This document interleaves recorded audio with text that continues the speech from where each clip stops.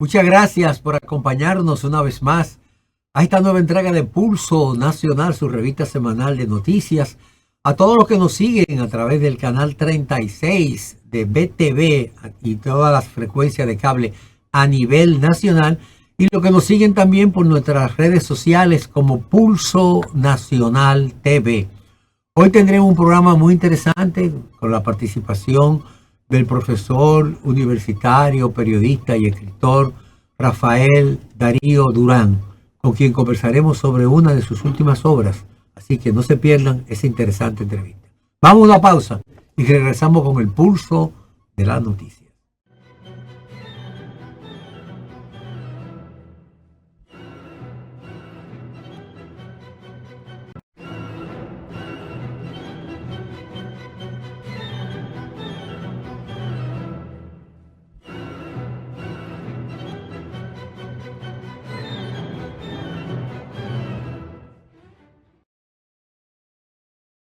Bueno, definitivamente esta semana la atención del país estuvo concentrada en la situación creada por los torrenciales aguaceros que afectaron a la República Dominicana durante el principio de semana y que ocasionaron por lo menos 27 personas fallecidas, daños cuantiosos a la agricultura, afectaron mucho las infraestructuras del país y sobre todo lo muy lamentable caso sucedido en el paso desnivel de la avenida 27 de febrero con Máximo Gómez, que ocasionó la muerte de 9 personas.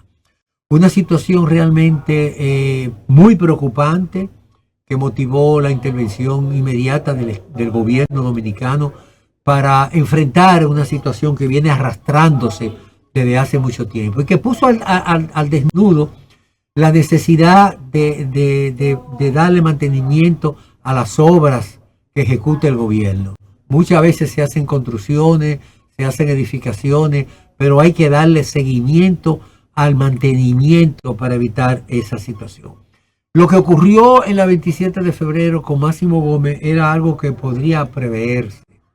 Realmente algunos especialistas estimaron que hubo un problema de diseño. Otros también señalaban que ya se habían hecho denuncias desde principio del año 1999 ya, cuando presentaron la primera fisura en ese tramo precisamente del deterioro de esa estructura y que requería atenciones. Los gobiernos de esa época y los gobiernos posteriores, ya estamos hablando de 23 años, no prestaron todas las atenciones que requerían para enfrentar esta situación.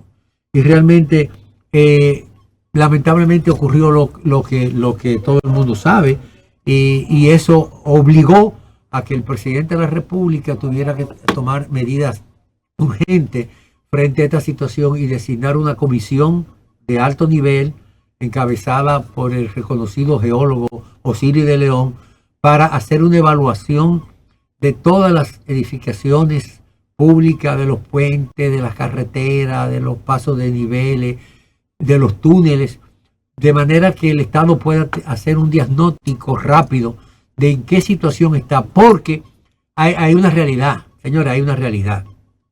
Eso que ocurrió la semana pasada, y que también se repitió el día 4 de noviembre del año pasado, es consecuencia del cambio climático. Eso es una realidad y no nos afecta a nosotros, afecta a todos los países como consecuencia del cambio climático. Y esa realidad es lo que provocó esta situación. Era necesario intervenir esas edificaciones, tomar medidas, y hay que saludar como muy beneficiosa la decisión del presidente de la República de designar esta comisión que va a evaluar las edificaciones, que va a evaluar todas las estructuras de construcción, avenidas, puentes, pasos de niveles, edificaciones escolares, hospitales, oficinas públicas, para hacer un diagnóstico general y tomar medidas de prevención, sobre todo de mantenimiento. Eso es independiente a las investigaciones y a los aportes que puede hacer por sí mismo el Ministerio de Obras Públicas. A todos se le busca siempre una razón política.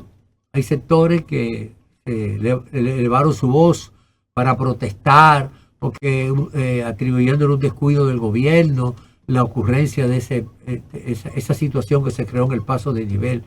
Si bien es cierto, todo lo que pasa se le atribuye al gobierno y el gobierno debe de velar por eso, es una situación que viene de lejos, y se venía denunciando. Eso no justifica tampoco que no se tomaran acciones, pero había que hacerlo. Y la situación del cambio climático es una realidad y lo ha reiterado la misma la Organización de las Naciones Unidas, los especialistas en medio ambiente, el gobierno dominicano. La República Dominicana, por su ubicación geográfica, está expuesta más que mucho a otras naciones a la consecuencia del cambio climático. Y hay que tomar medidas serias. Aquí hay una comisión que venía funcionando desde hace muchos años, que es la Comisión del Cambio Climático, que dirige Max Puig, destacado sociólogo, dirigente político oriundo de Puerto Plata. Y él señalaba que para la República Dominicana enfrentar la consecuencia del cambio climático hay que tomar una serie de medidas y requiere una serie de inversiones muy cuantiosas que el país ahora mismo no puede hacerlo, que es el caso de una inversión inicial de alrededor de 18.000 millones de pesos para enfrentar el cambio climático. La situación que se está creando en el contexto de la República Dominicana. El deterioro que se observa también en muchas de las playas del país, un país eminentemente turístico. La situación que se está creando por el uso abusivo de los desechos en el país, el uso de los desechos, sobre todo del plástico que tapan las cañerías, que crea una serie de situaciones medioambientales muy penosas. Hay que enfrentarlo. Debe de prohibirse, el país debe de prohibirse, y es una decisión ya del Estado, el uso del plástico, el plástico de un solo uso, como los calimetes, las botellitas de agua. Eso debe de quedar completamente prohibido, porque ese plástico es muy dañino al medio ambiente. Y hay que tomar medidas precisamente para proteger el medio ambiente. Y toda esta situación que se está creando en el país es consecuencia de eso. Las lluvias afectaron a toda la República Dominicana. Hubo sectores que fueron mucho más golpeados por las inundaciones, destrucciones de vías. Eso creó una situación realmente muy lamentable. En la agricultura, el Ministerio de Agricultura ha señalado que las pérdidas sobrepasan los 4.000 billones de pesos. ¿Qué significa eso? Que a esos productores que perdieron su cosecha, a esas empresas agrícolas que fueron afectadas, muchos invernaderos fueron completamente barridos y destruidos, el gobierno va a tener necesariamente que auxiliarlo. Pero no auxiliarlo con préstamos, quizás hay que hacer subsidio directo. Y la situación del gobierno es muy comprometedora, porque no hay recursos suficientes para enfrentar tanta situación. El presidente Abinader le ha tocado gobernar en una situación realmente dificultuosa. Primero asumió el poder con la pandemia, hubo que enfrentar la pandemia del COVID-19 y agenciar las vacunas cuando la mayoría de los países no la tenían, promover e incentivar la recuperación económica que se logró, levantar la bandera del turismo y hacer una serie de acciones precisamente dirigidas a eso, a que el país pudiera enfrentar.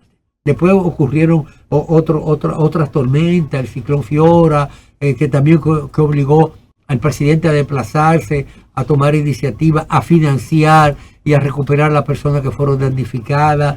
La situación que se creó en San Cristóbal con la explosión de una fábrica que ocasionó muchas pérdidas humanas también. Esta situación originada con esto.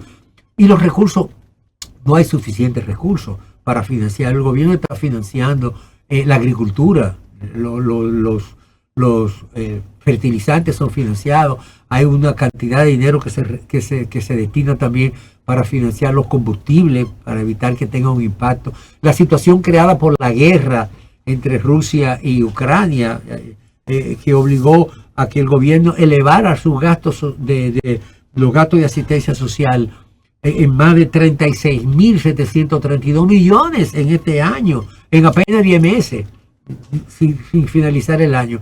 Y él ha creado un panorama realmente desalentador, pero hay que enfrentarlo. Y hay que enfrentar la situación que afecta a la ciudad de Santo Domingo con un alcantarillado pluvial eficiente. Aunque el mismo presidente dice que eso no se resuelve en 2 años ni en 4 años. Es un plan de nación y comenzar a tomar a dar los primeros pasos para enfrentar esa situación. Se necesita la buena voluntad, de la comprensión, de la colaboración de la ciudadanía, del compromiso del liderazgo político para identificar y enfrentar situaciones tan penosas como la que ocurrió esta semana en la República Dominicana. Vamos a una pausa y continuamos con Pulso Nacional y pasaremos entonces a nuestra sesión de entrevista con el profesor Rafael Darío Durán.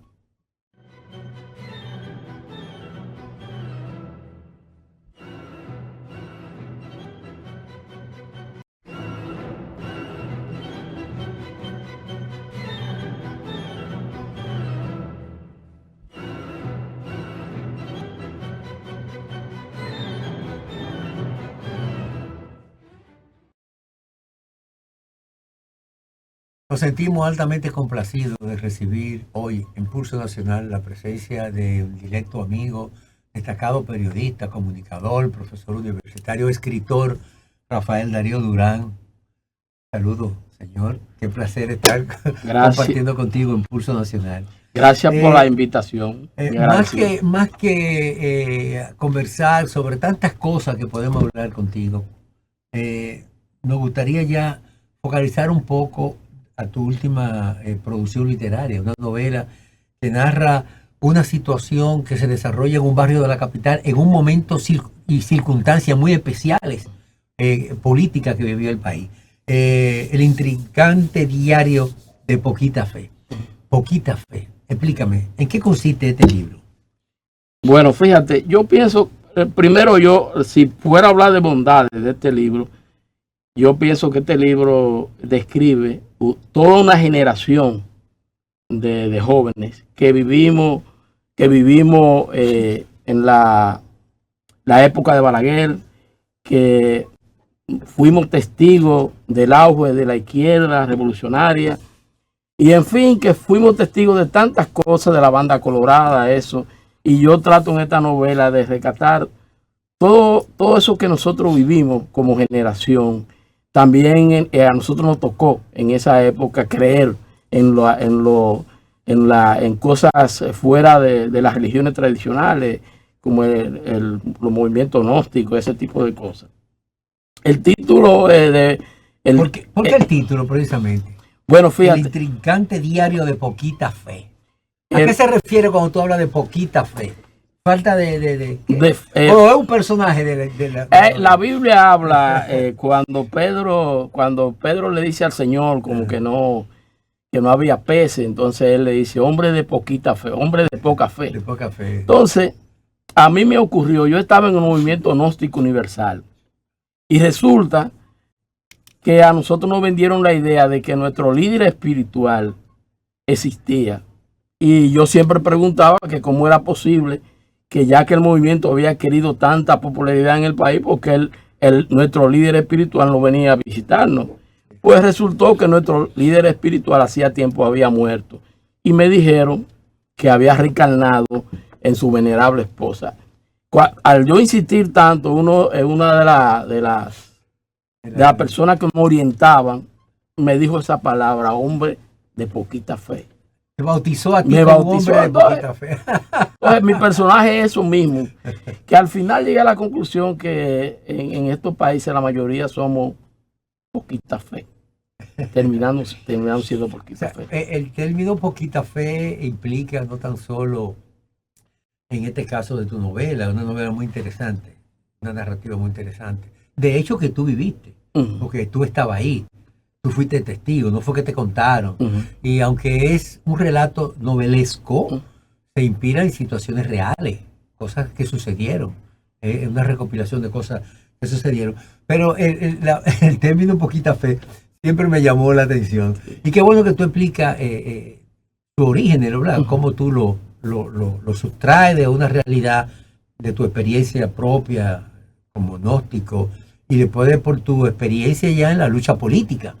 Porque en la lucha política eso era casi obligatorio, sí, en los barrios, en la época de los 70, por ahí, cuando en los famosos 12 años del gobierno de Balaguer.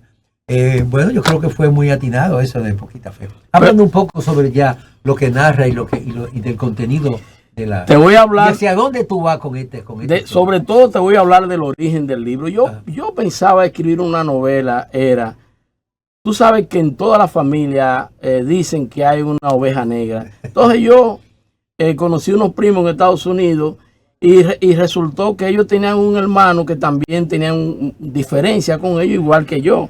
Y entonces yo dije, bueno, voy a escribir una novela sobre ese personaje que la gente le llaman la oveja negra de la familia. Yo creo que es una actitud de racismo. ¿Por qué tiene que ser negro? Así también bola negra.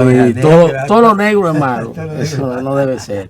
Pues sí, pero entonces me senté a escribir esto. Óyeme, apareció una esquela mortuoria de un amigo que yo quería mucho. Y entonces eso me prendió el bombillito. Digo, así va a ser mi personaje físicamente. Porque aunque tú no lo creas, finalmente te inspiraste en ese amigo, en esa foto, porque al final terminé inspirándome en un personaje funesto de la historia dominicana, que fue Ramón Pérez Martínez, Macorís. Porque fíjate, poquita fe pasa de ser un revolucionario, un comunista, a la extrema derecha, a dirigir la banda colorada, a convertirse en un tipo recalcitrante. O sea, todo lo contrario de lo que predicaba. Exactamente. Sí. Y eso se dio mucho, en ese proceso. Y todavía lo vivimos. O sea, cómo los extremos se juntan. Sí. O sea, una persona muy radical, muy dogmática, muy firme en su creencia, una posición intransigente. De momento tuve que hacer una transformación completa, una metamorfosis así, en un proceso rápido, y asume las posiciones más ultraconservadoras y más en contra de todo lo que ha predicado con su vida. Y ese caso no es el caso que tú te inspiraste en tu libro. Es muy común, ¿eh? Pero fíjate, aquí en el país, mucha gente que combatieron a Balaguer, gente, periodistas famosos, que no voy a mencionar su nombre, y terminando siendo pro balaguerista, más balaguerista que el mismo Balaguer. Oye, aquí habían dirigentes sindicales que combatieron los 12 años de Balaguer y terminaron de bruces con Balaguer. Sí. Eso es una realidad. Pues te inspiraste en ese personaje de un tipo que era de origen barrial, que se desarrolló en un sector de la capital, que asumió una posición política radical, de izquierda, que era la tendencia que había, porque hay que recordar el momento histórico. En esa época, los jóvenes se inducían a la participación política y a la participación hasta cierto punto de rebelión contra el régimen, o revolucionaria, entre comillas. Y era una época en que habían los clubes culturales, deportivos y culturales en todos los barrios, Ese movimiento clubístico impulsó mucho la integración. Además, los liceos se desarrolló mucho la actividad política. Y los partidos de izquierda pues penetraron a través de esos mecanismos y conquistaron y se hicieron sentir, sobre todo en un momento que arreciaba la represión, la represión brutal del régimen contra los jóvenes, independientemente de su ideología, contra todo el que era joven era enemigo del régimen. Entonces eso era un caldo de cultivo para personajes como ese. Entonces, esa fue realmente tu inspiración y eso es lo que tú reflejas en el libro. No, además de eso, por ejemplo, yo narro las contradicciones que existían en la misma izquierda. Recuérdate que había una lucha también entre los partidos de izquierda. Sí. Además también narro el caso del el secuestro del comandante del coronel Crossley. Sí, no, le doy una ojeada. Sí. No profundizo, pero me alegró mucho que una persona que conocí, española, está haciendo una investigación profunda sobre ese caso porque quiere llevarlo al cine. Al cine, wow. Sí, quiere llevarlo al cine. Y él se inspiró a partir de lo que, cuando leyó mi novela, El intrigante diario de Poquita Fe. Pero hay ese aspecto histórico es importante. Y qué bueno que haya alguien que esté interesado en profundizarlo, porque aquí se han dado informaciones muy dispersas. Hay quienes han escrito muchos artículos, han hecho investigaciones, pero no se ha hecho un trabajo a profundidad de esa situación. O sea, la circunstancia histórica en que se desarrolla era un comando del MPD, una fuerza del Movimiento Popular Dominicano, que era un partido de una preeminencia, de una incidencia enorme en la juventud, que como todo lo de la izquierda aquí, lamentablemente, se dividieron y se formaron varias parcelas políticas, porque todo el mundo quería dirigirlo. Fue aquella famosa convención en que surgieron dos posiciones, la primera posición y la segunda posición. Ahí surge lo que se llamaría después el Pacoredo, el MPD, y después otros partidos. Sí, incluso después. Línea Roja y cosas que antes. Después hubo una división que dio al traste con Chajú Mejía, y otro grupo. Yo terminé yéndome con Chajú Mejía. Otra subdivisión, sí. Y eso ocurrió también con el 14 de junio, con la Línea Roja, con el PST, con el PCD, con todos los partidos de izquierda. Siempre ha sido muy fraccionado.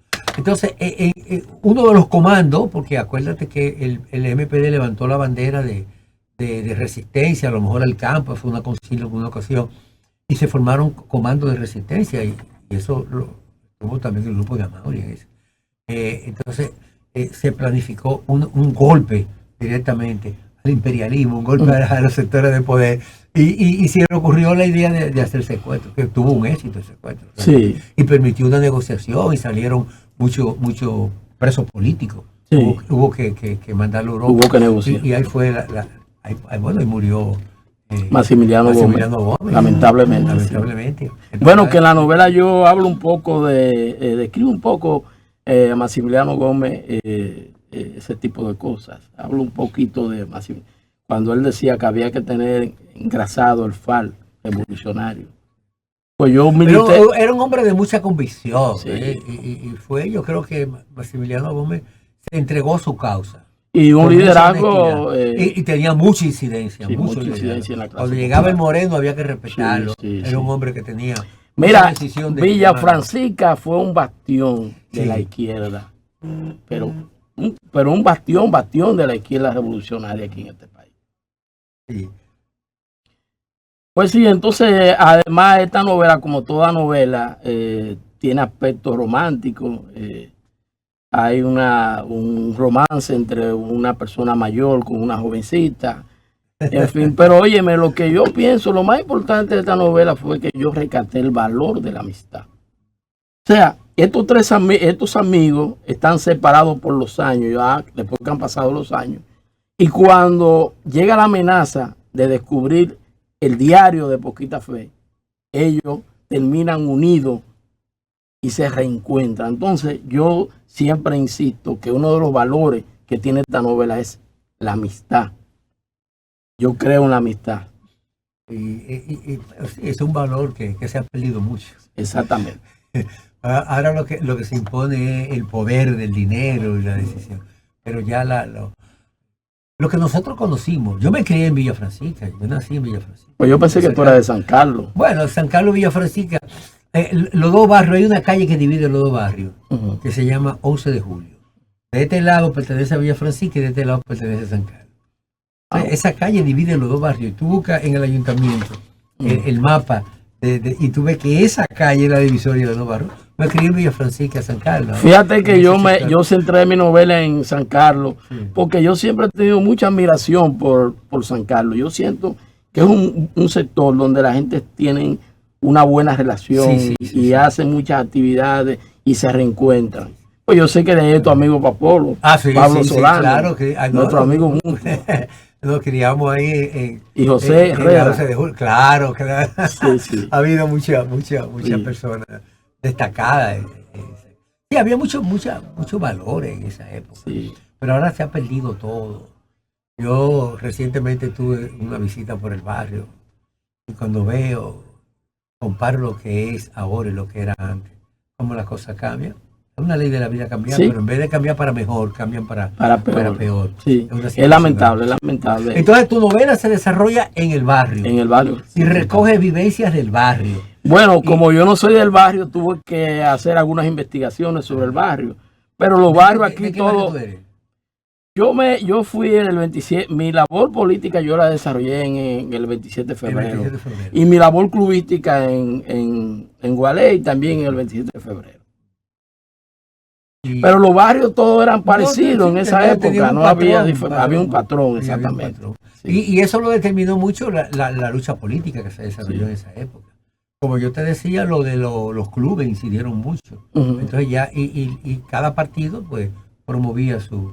Mira, en esa novela yo narro algo que me pasó a mí, una anécdota que me pasó con el men. Así. El men era... Vivía ahí en la calle sí, Barahona. en la Barahona. En la Barahona, Tenía un sí. garaje, me parece. Un garaje. sí. Un garaje. Óyeme, en una Hasta su reunión... muerte estuvo viviendo. Sí, estuvo viviendo ahí, sí. Pollo Soriano, el men. Sí. Oye, el men en una reunión del partido, porque yo lo contradije políticamente, al men hubo que agarrarlo porque amenazó con darme una galleta. A ti. Este muchachito de mierda de que quiere saber más que uno. Esa era Y esa entonces, posición de radical. y en cierta forma yo lo convierto en un personaje de mi novela. Porque recuérdate que el men era zapatero. Sí, Era zapatero. Y a veces, en un momento dado que yo estaba El escribiendo, proletariado. sí, yo hablo de cómo utilizaba ese zapatero el Capital. El libro El Capital, tú sabes que es un libro Sí, un libro inmenso. casi indigerible. Que le hacíamos alarde de leerlo sí, y casi nadie lo leyó. Nadie lo leyó y los que lo leyeron muchas veces ni lo entendían. Entonces yo digo, Porque no era fácil de digerir. pero ven acá. Había que leerlo realmente comparando cosas y chequeando. ¿tú entiendes? Entonces yo digo que él utilizaba el Capital para ponérselo encima de los zapatos que le ponía el culo. Claro, tú lo desafiaste. En un escenario en que él era la figura Era una principal, figura, sí. un muchacho que acaba de integrarse a la organización política, Sí. viene a teorizar con el líder Con el del líder, partido. sí. Entonces, era una situación que lo desafiaste y quisiste ridicularizarlo, entiende él, Sí. y por eso fue que quiso... Por eso reaccionó así. No, yo reaccionó de esa nunca le forma. tomé en cuenta eso. No, claro que no, porque son cosas de... Otra anécdota que yo Son reacciones muy humanas hasta cierto punto. narro es cuando se divide el partido Tú te cuando hablas del partido te refieres del al MPD. Nosotros nos reuníamos en el 27 en una casa de un amigo y el partido, del otro lado, porque recuérdate que se dividió y se convirtió en PCT. Sí, el PCT.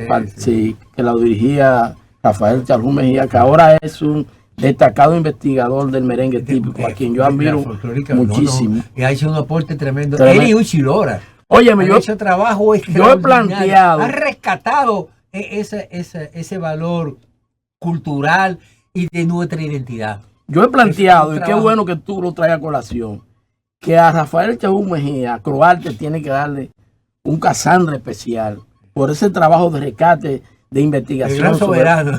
No el gran soberano, pero por lo menos un No soberano. hay que dárselo, pero lo merece. Pues lo Tú sabes- merece. tú Y sabes yo el tengo trabajo una que ha campaña con relación a eso. Yo cada cierto tiempo insisto en eso, en que hay que darle una... Eso es muy interesante. Sí. Entonces tú hablabas del barrio, explícame. Oye, entonces Incidencia cuando del se barrio. divide, mandan una especie de comisión, comando dispuesto a acabar con la división. Y yo recuerdo que había un tipo que le decían, creo que el tuerto o el pinto, no recuerdo ahora bien, que no había luz. Tú sabes que en esa época Sí, había, había muchos muchos apagones. Había serios problemas. Y el señor llegó, ese tipo llegó, ese dirigente del otro lado, con sus dedos, yo recuerdo sus dedos ásperos, dijo, esta división es una llamita que el partido va a apagar.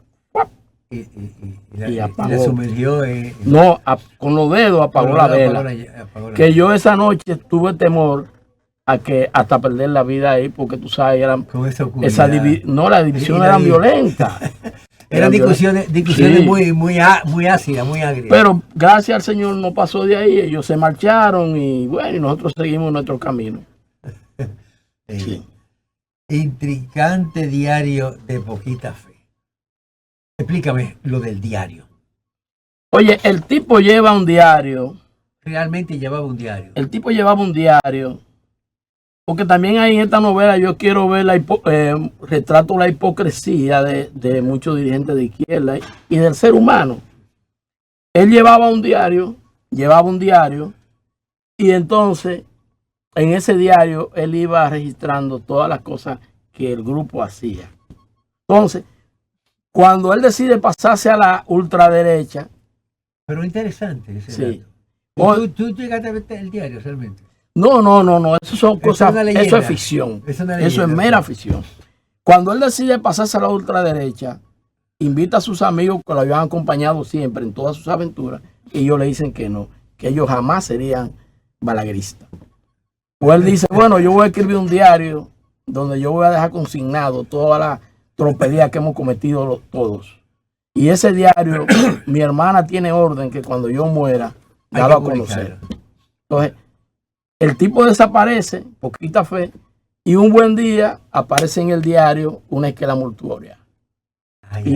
Esos amigos comienzan una carrera loca Y eso creó por localizar a la hermana para evitar para que publicara el diario. para recoger el diario. Exactamente. Y ahí comienza entonces esa aventura, aventura. esa retrospectiva hacia la vida pasada y hacia la vida futura. Pero resulta que, no me gustaría decirlo, que cuando ellos tienen en sus manos el diario, se llevan una sorpresa. Porque el tipo, poquita fe, era renuente a valorar el arte, decía que el arte era una expresión burguesa, tú sabes, todas las pendejadas que decíamos los revolucionarios en esa época. Pero muy intrigante. Entonces, nada, yo creo que es un aporte muy importante. Tu última obra, pero tú has escrito muchos libros. Sí. ¿Cuántos libros ya tú tienes? Bueno, en Amazon yo tengo como 10 libros y físicos tengo como 5. Pero déjame decirte que debo agradecer que este libro ha recibido mucha valoración de gente que estoy sorprendido. Una productora cinematográfica dice que para ella es la mejor novela contemporánea que ella ha leído. Y una escritora los otros días también la elogió bastante. Pero tú sabes cómo es el país que nos gastamos. Aquí A veces no se valora. no se valora. Fuerte. Ya lo dijo Peralta Romero, que yo era uno de los escritores poco valorados en este país. Poco valorado, sí. Yo sigo hacia adelante. Y mira, y Peralta es una autoridad. Sí, yo sigo hacia adelante. Director de la Biblioteca Nacional. Sí. Pedro Ricurey. A quien me honra acompañar allá. Qué bien. Mira, Durán, entonces este libro, ¿cómo lo adquiere la persona interesada? Déjame decirte que este libro yo no me he preocupado, y es una autocrítica, en colocarlo en librería. Ahora que lo voy a hacer, porque yo hice este libro para un proyecto que estoy desarrollando, un proyecto inmobiliario de construcción de una casita, y para que contar con los amigos, pero Pero voy no a ha hecho una promoción realmente comercial, no, realmente. no, realmente no Hiciste pienso una hacer. producción, la colocaste en unos amigos, pero el impacto que ha tenido el libro merece que, Sí, no. que una revisión Sí, una realmente revisión, merece claro. que me han hecho mucha recomendación, y también yo como figura literaria. Mira, Durán, quiero aprovecharte, porque a ti es que cuando uno tiene la oportunidad de conversar contigo, hay que aprovechar. Tú escribiste una novela muy interesante sobre la Lupe, que realmente causó un impacto. A mucha gente en principio rechazó el libro por el título, que tú hablabas de un título que era como impresionante así. Háblame un poquito de esa experiencia. Bueno, yo me encontré con alguna gente sí que no le gustó el título. Lo que pasa es que la gente tiene que entender que ese título de mi novela es Pero vi cuál es el título. Con el diablo en el cuerpo. Es Con el el diablo en el título cuerpo. de una canción que escribió un compositor especialmente para la Para Lupe, Lupe, sí. Guadalupe. Raymond. Guadalupe Raymond, Victoria Guadalupe Raymond. Sí. Oye, y que describe... Ahora fue un personaje único, ¿eh? Irrepetible. No, irrepetible. y era una calidad artística enorme. Eclipsó a muchos, a muchos de esos cantantes, de esa cantante y cantante cubano de la época. Ella lo eclipsó, tenía, bueno, la misma Celia Cruz, quedó por debajo. Cuando sale del escenario La Lupe, entonces que se internacionaliza Celia Cruz, pero La Lupe tenía un... Y era un gran ser humano, dice Eli Pérez, un gran ser humano, que tú ibas a su casa y era un gran ser humano. Yo no tuve la dicha de conocer. Y sus canciones reflejaban se recibían como con esa vivencia, esa narrativa, esa cosa propia de su vida que ella, ella hacía una dramatización detrás de esas canciones. Tú sabes una actuación tremenda. Tú sabes quién estaba detrás de esa canción. Tití Curé Alonso, el gran compositor puertorriqueño. Eso era una estrella. Una estrella escribiendo. Mira, yo te voy a invitar hablar de bolero, para que hablemos de ese tema. De bolero. Pero te agradezco mucho que aceptaras nuestra invitación para hablar sobre este libro, el intrigante diario de Poquita Fe. Ya ustedes saben, como lo acaba de anunciar su autor, próximamente estará disponible en librerías, pero las personas interesadas pueden pedirlo por Amazon. Sí. Por Amazon está disponible esa. Y escribirme, yo se la voy a llegar. Letra o 10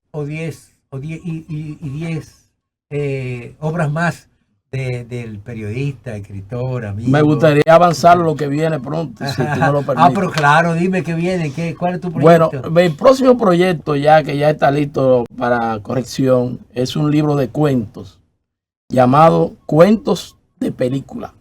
Cuentos de película. Realmente, modestia aparte, son cuentos de película. Que el lector lo va a disfrutar. Son cuentos breves, ¿no? ¿Verdad? No son cuentos breves, no. Son cuentos largos. Cuentos de película. Bueno, una faceta interesante ya de la cuentística de parte de Rafael Darío Durán. Señores, muchas gracias, Durán, por participar con nosotros hoy en Pulso Nacional. Y a ustedes, amigos, no se muevan porque hay mucho contenido más en Pulso Nacional.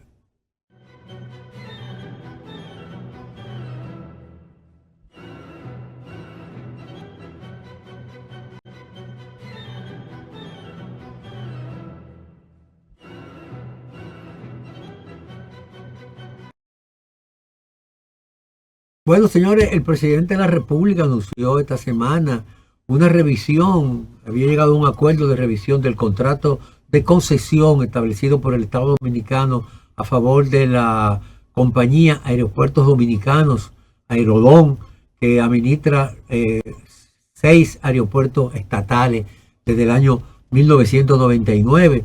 Un contrato realmente altamente perjudicial para la República Dominicana.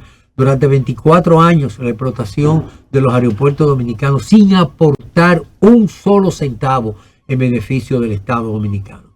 Se ha saludado a muchos sectores esta decisión del gobierno dominicano, del presidente Abinader, de revisar este contrato y de llegar a un acuerdo con los nuevos concesionarios, que es la compañía Vinci, una compañía francesa que administra el aeropuerto, que se comprometió a entregar al Estado alrededor de 2.000 millones de pesos, de dólares, por la renovación de este contrato.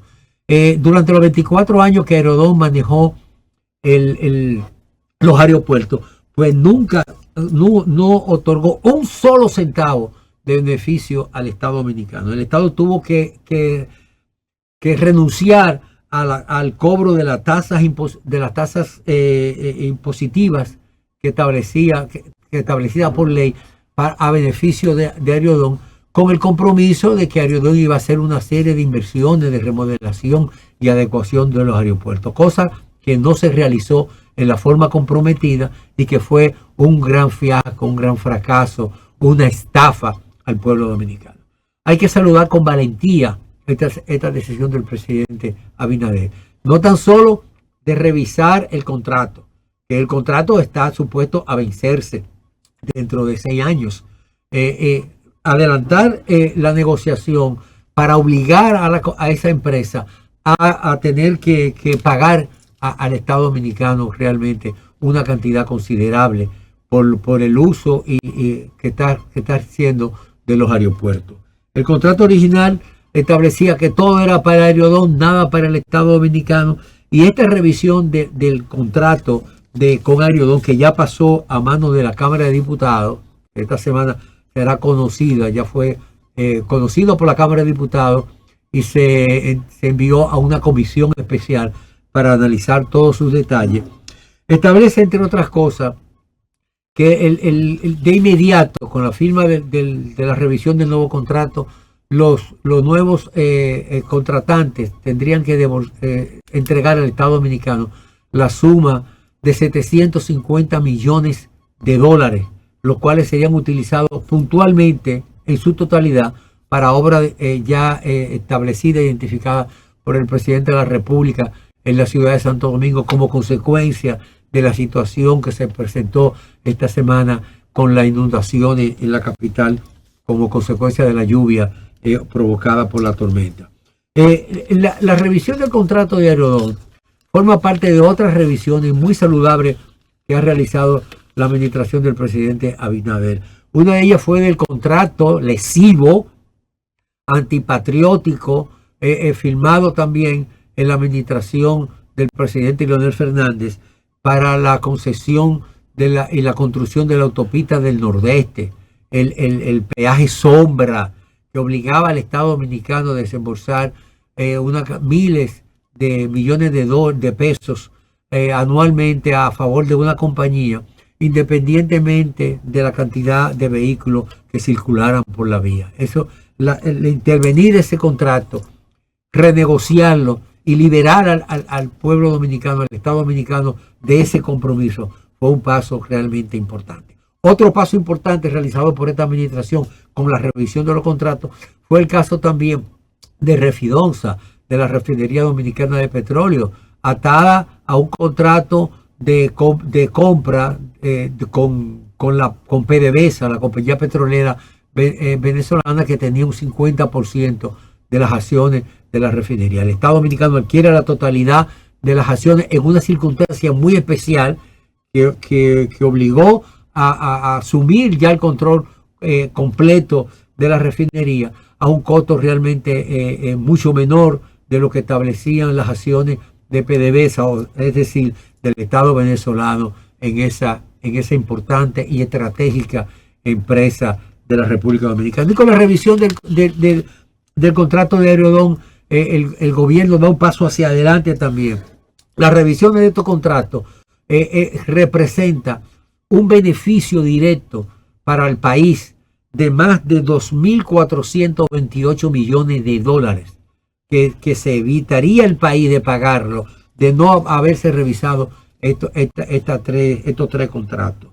Eso es un aporte significativo, muy importante para el país y que implica, obligaría también a que el Estado Dominicano preste mayor atención a la hora de hacer este tipo de negociaciones con empresas para conceder, concesionar parte del patrimonio del dominicano. Ahora, lo que yo entiendo que la situación de Aerodón no debe de quedarse simplemente en una revisión del contrato, sino que debe de actuarse judicialmente contra los funcionarios que promovieron un contrato tan lesivo para la República Dominicana. Una propiedad del Estado Dominicano, unos aeropuertos que en esa época debieron haber costado o representaban un patrimonio de alrededor de más de 1.000 millones de dólares, ponerlo a mano de una empresa privada para que lo administre, para que lo explote, a cambio de entregar 0 centavos, un solo centavo, nunca recibió el pueblo dominicano por la explotación de ese patrimonio. Eso realmente es algo que no debe de quedarse solamente en la revisión del contrato, que no debe de quedarse solamente en negociar una participación mejor para el país, sino que debe de hacerse un proceso de investigación, apoderar al Ministerio Público para que investigue y que esos funcionarios, muchos de los cuales y parientes de esos funcionarios, después aparecían como accionistas de Aerodón y estaban vinculados a esos sectores, a una compañía que se comprometió a hacer grandes inversiones, rescatar los aeropuertos dominicanos, ponerlos en condiciones que pudieran ser competitivos de calidad mundial, como se comprometieron, que no lo lograron. Entonces se lucraron mucho de estos contratos, lo vendieron porque lo traspasaron a otras compañías de mayor experiencia internacional, obteniendo grandes beneficios sin aportar un solo centavo al país. Eso es una gran estafa que no debe de quedarse en la buena voluntad del presidente, en la buena voluntad de la administración de poner coto a esta situación, renegociarlo para mayor beneficio del país, sino que los funcionarios que tuvieron que ver con estos contratos, con las adendas de estos contratos y con la consecuencia de esos contratos, tengan necesariamente que pagar esa situación, que pagar esos daños ocasionados al país. Es lamentable que eso sucediera de esa forma, pero hay que saludar entonces, en ese sentido, la disposición del presidente Abinader de enfrentarlo y de recuperar el patrimonio del Estado. Lamentablemente se nos agotó el tiempo. Solo nos resta agradecerles su sintonía e invitarles a encontrarnos la próxima semana en otra entrega de Pulso Nacional.